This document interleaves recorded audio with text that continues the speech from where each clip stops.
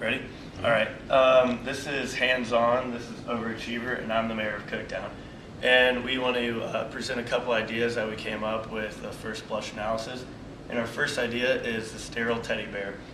And in 2012 alone, there were 656,000 cases of child abuse and neglect that were reported. And in 2016, that number jumped up to 676,000.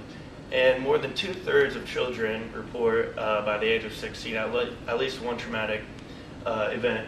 And below here, you can see some examples of traumatic events. I'm not going to go through them all, but as we can see, here's some effects. We want to go through some effects that stuffed animals have on traumatized children. And according to studies, we show that touching or petting a stuffed animal can lower stress, depression, and anxiety. And children suffering from trauma express their stuffed animals as loving, soothing, always available, always there, and they express them as an idealistic, healthy relationship that they want to have. All right. And then most hospitals won't accept most toys because 80% of cuddly toys harbor harmful bacteria, while 1 in 4 carry feces. Gross, right? So children who need medical attention normally have weakened immune systems. So they want something to hold, something to cuddle, something to love on, while they're in the hospital, because sometimes their parents can't be there with them. Toys can easily trap dust, substances that can make them even sicker. And then our idea of the study's sterile teddy bear, is basically made up of disposable materials that could be a solution for children to be able to have toys in the hospital who have weakened immune systems, to be able to still have toys. It would be a teddy bear or any kind of animal, really, children's preference.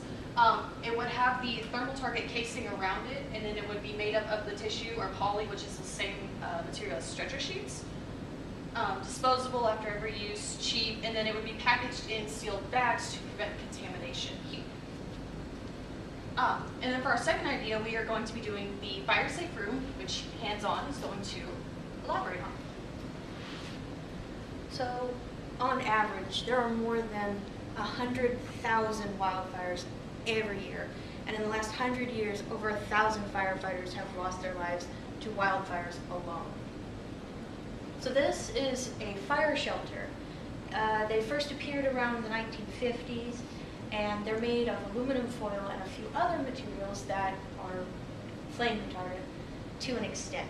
This is for one person to use in a last, as a last solution, because these actually are only good for small brush fires, and they only last you about 10 minutes. After that, you're in serious trouble. So our idea is to introduce a fire safe room. Like the modular safe room, it's easy to take up and take down. The firefighters don't have to waste time with power tools.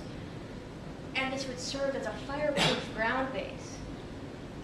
They can set this up, put their supplies in it. If somebody needs to bring in more supplies, they can leave it in there. If a firefighter has injuries, he can rest in there. If a fire is getting out of hand and they need shelter, it's there for them. And this is predicted, or in theory, to last hours, even maybe days. So this could go on and be there for them while they're fighting this fire. And we'd like to note that this will not replace fire shelters, but would be a great added bonus. And that's the end of our presentation on our two ideas, sterile teddy bear and fire safe room.